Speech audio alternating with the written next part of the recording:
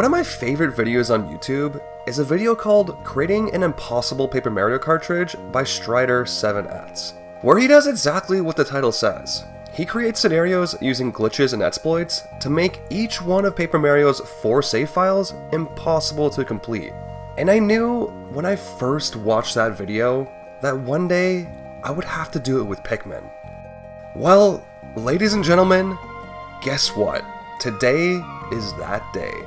Because over the past 2 weeks, I embarked on a journey to create Pikmin 1's first impossible save file. A journey that would test my resolve, take me to unexpected places, and even help me bust one of Pikmin 1's oldest myths. Guys, I really hope you enjoy. Guys, if the president gets you hot and bothered and you don't care who knows it, please like this video. Thank you.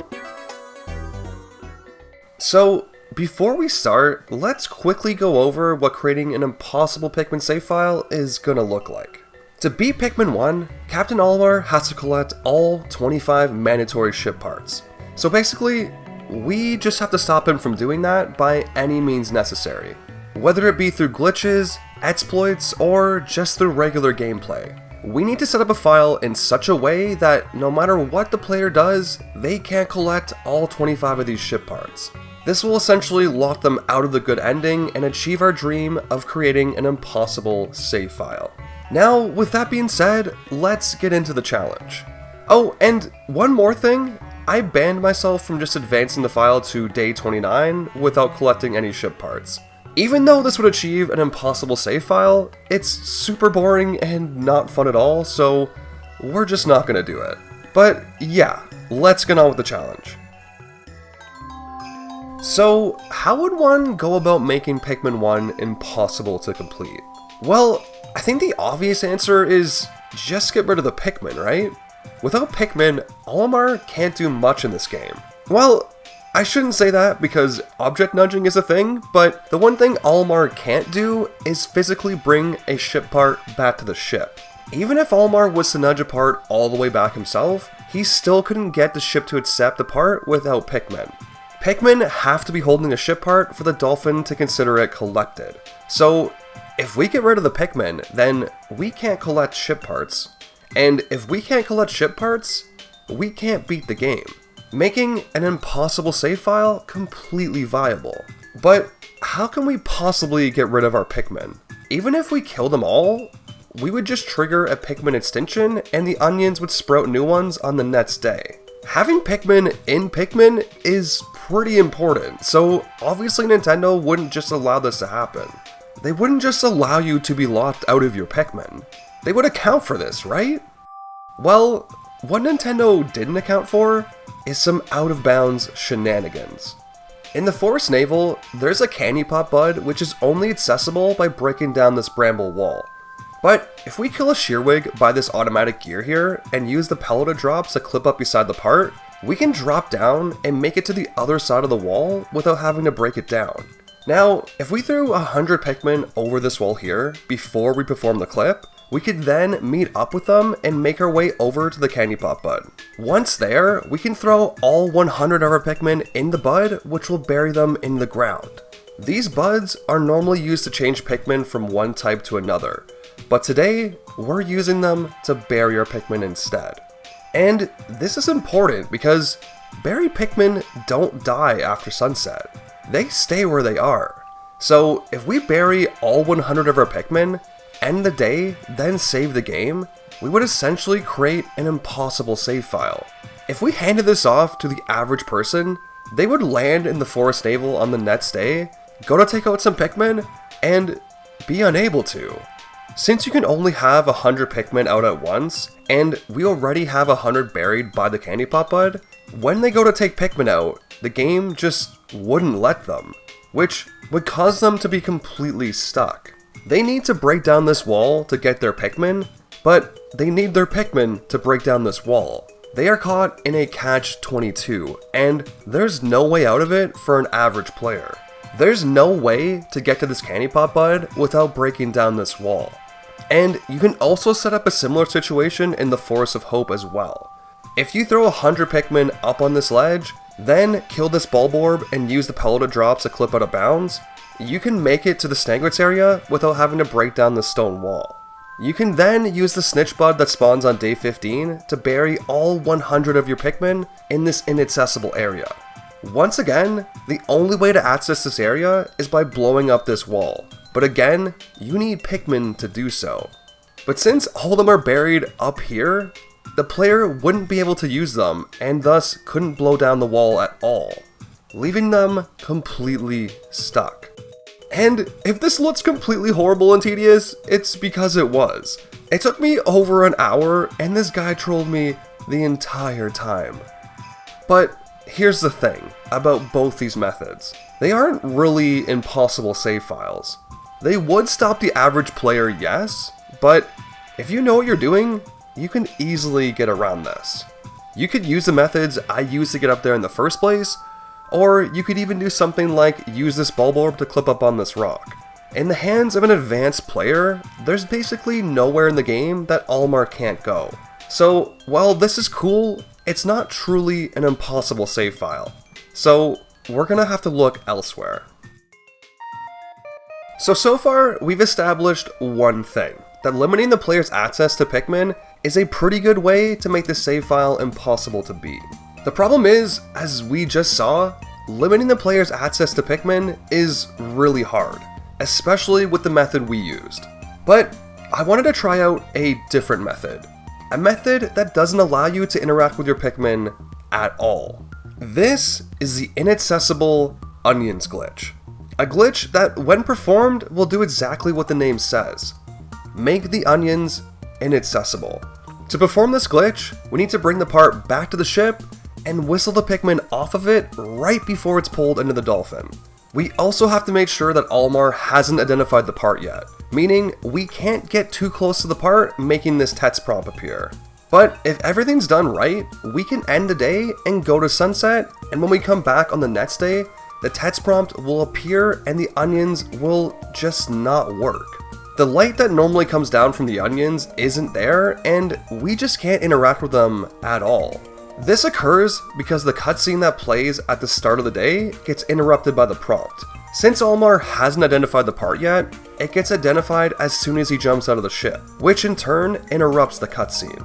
The functionality of the onions must be tied to this cutscene in some way, because as soon as it's interrupted, they are completely broken. Which means we can't access our Pikmin, and if we can't access our Pikmin, it means we can't beat the game. No matter how many times we reset the day, the part will always be there. And since we can't use our Pikmin to move it, we're stuck. And an impossible save file has been achieved. Except, not really. Because even though this glitch may seem airtight, there's actually a bunch of ways around it. For example, if you let the text prompt play out and don't skip it, the glitch just won't happen. Or if you go to sunset and come back the next day, the glitch won't occur either because Olimar has already identified the part. So yeah, even though this one seemed really promising, it can't create an impossible save file. The best it could do is annoy you for like a single day, and that's it. But anyways, moving on. So it looks like getting rid of the Pikmin is just not gonna happen. But really, it's not the Pikmin that are the problem, it's the ship parts. We need the ship parts to beat the game. So if we can stop the parts from getting back to the dolphin, we can create an impossible save file. And luckily for us, I have just the glitch to do it. If we blow down a stone wall completely and go to sunset right as the gate has lowered one level, there's a chance that the stone wall can become corrupt. If you come back the next morning, the wall will appear to have one level remaining. But if you try to blow it up, it'll actually shoot up one level, and then if you try again, it'll drop back down. And if you try to blow it up a third time, nothing will happen.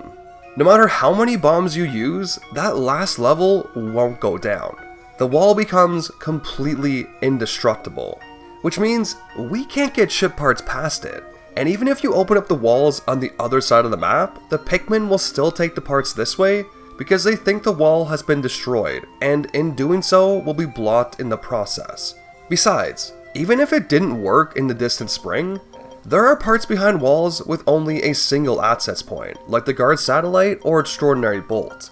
So if these walls got corrupted, there would be no way to access the parts behind them, essentially soft locking the game and making the save file impossible to beat. Well, if you watch my blue only, red only, or Puffman only runs, you would know that this isn't really true.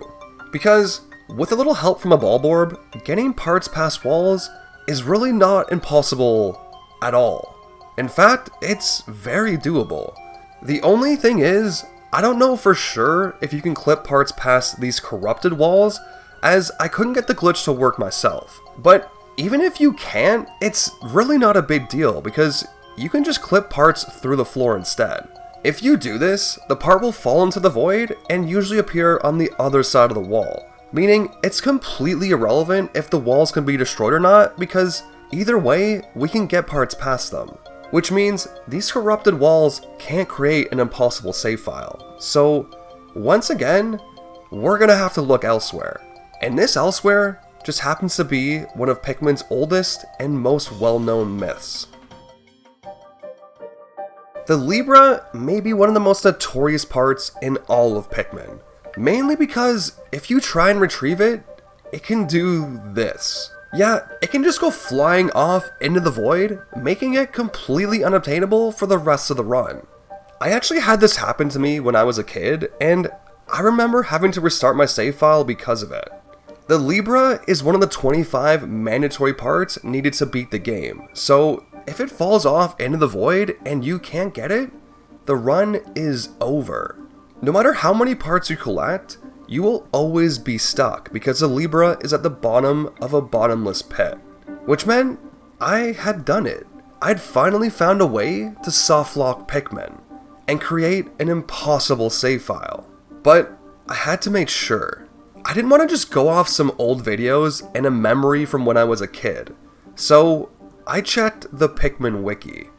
And there it was, clear as crystal. Written in the immortal, all-knowing words of the Pikmin wiki. The Libra will bounce off the map and be forever unobtainable, making the game impossible to complete. Which means we had done it.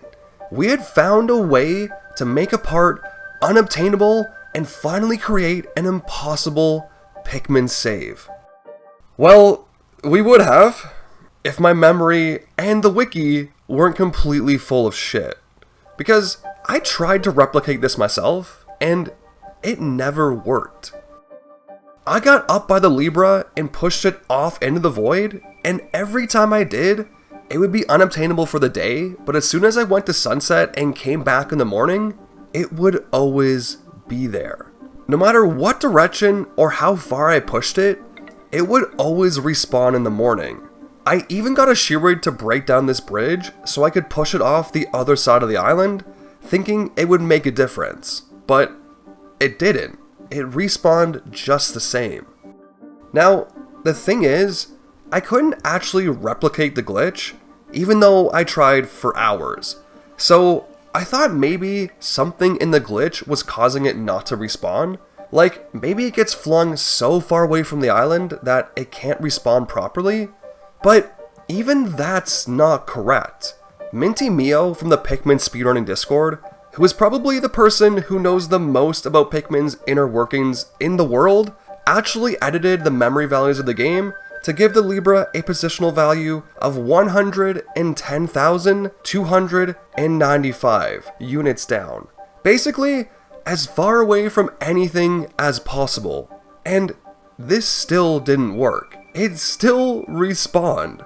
A speedrunner by the name of Etai was also helping me with this, and between the three of us, not one of us could make the Libra unobtainable. No matter what we did, it would always just respawn. So, yeah, the wiki is wrong. It even says here that restarting is highly recommended, seeing as the part will rarely come back. Which just isn't true.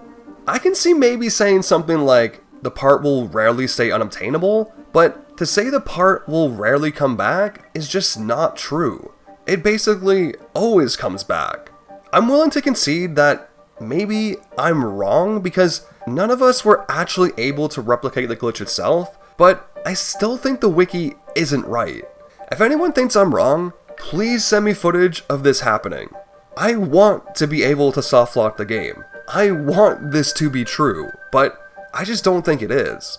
I think the wiki is wrong, and I think one of Pikmin's oldest and most persistent urban legends is a lie.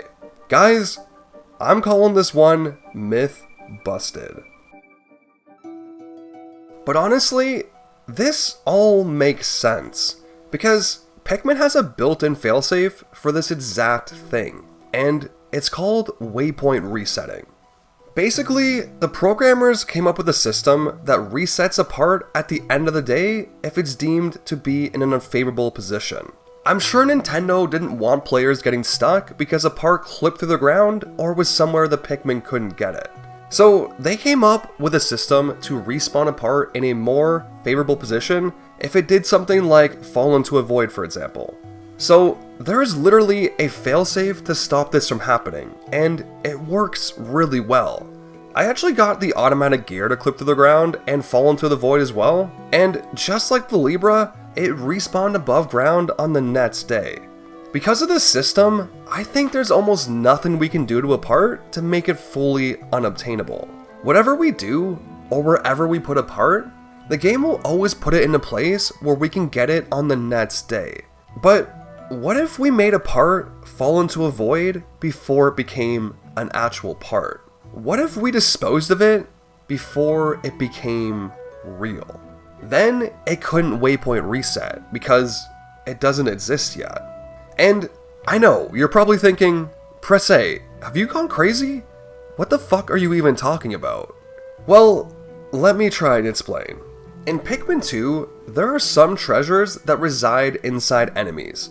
And since it's very possible for some enemies to fall into bottomless pits in that game, the programmers created a system to eject parts back onto land if this ever happened. Basically so the treasure wasn't stuck at the bottom of a pit and the player could still get it. But in Pikmin 1, it's very hard for an enemy to fall into a bottomless pit, especially ones that house ship parts. So a system like this was never created. So theoretically, if an enemy holding a ship part fell into a void, the enemy and the ship part would be gone forever, meaning that the dream of creating an impossible Pikmin save file is still alive. But how would we do it? How would we get a boss to fall off into a bottomless pit? Well, ladies and gentlemen, I want to introduce you to the Beady Longlegs Escape.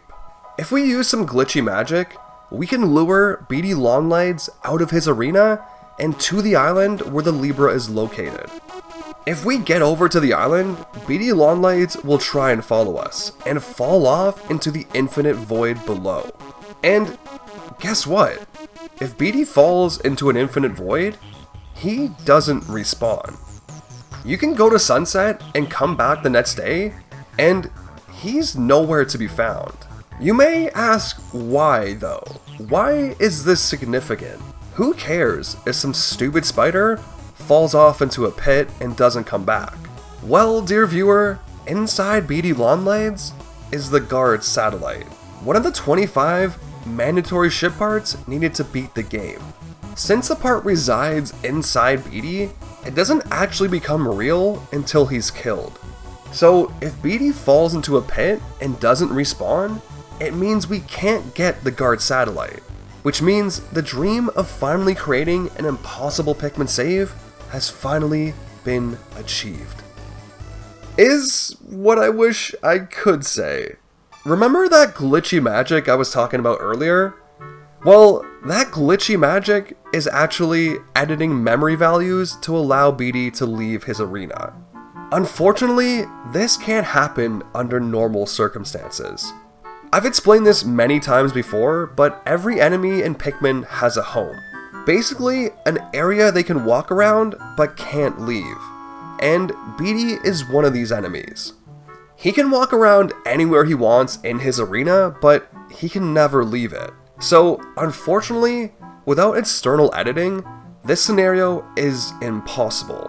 And if you look at the other enemies that carry ship parts, it doesn't get much better. There's only 6 other enemies like this in the game, and I can't see a way to get any of them to fall off into a bottomless pit. There's potentially a couple glitches we could use to kill the bread bug like this, but it wouldn't matter anyways because the space float that he carries isn't a mandatory part. Same with the Emperor Ballblats and the secret safe. The Puffy Blowhog and the Armored Cannon Beetle that carry the Interstellar Radio and Bowsprit would also be unlikely because there's no bottomless pit in the distant spring to kill them with. Same goes for the Snagrit in the Forest of Hope. The only other enemy I could see potentially working is the Puffstool in the Forest Navel. But again, just like with Beatty, he has a home area that he can't leave. And even if he could, I still don't know how you would get him out of bounds because he's simply too short to walk over the walls. I actually tried landing a Wollywog on his head, hoping it would clip him through the floor, because I've had success in the past doing that with ship parts, but unfortunately it didn't work. So the only boss this could realistically work with is Beatty, but due to his constraints, it just doesn't seem like it would ever be possible. Which, unfortunately for us, shuts the last door on making an impossible save file. But there is hope. As I've shown in previous videos, there are other enemies in the game that have the same home areas but don't have to abide by them. By rubbing on a Wollywog's butt, we can get it to break away from its home and follow us anywhere on the map. Or if we walk back and forth just outside of Dumple's home, we can get it to drift off endlessly into the horizon. Through exploits, we can break these enemies away from their home areas and take them anywhere on the map we please.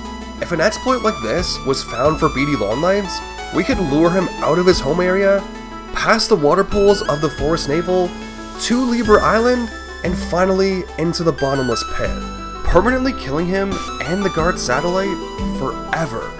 This is the only way I can see actually creating an impossible save file in Pikmin 1. And even though it's not possible today, I think someday it will be.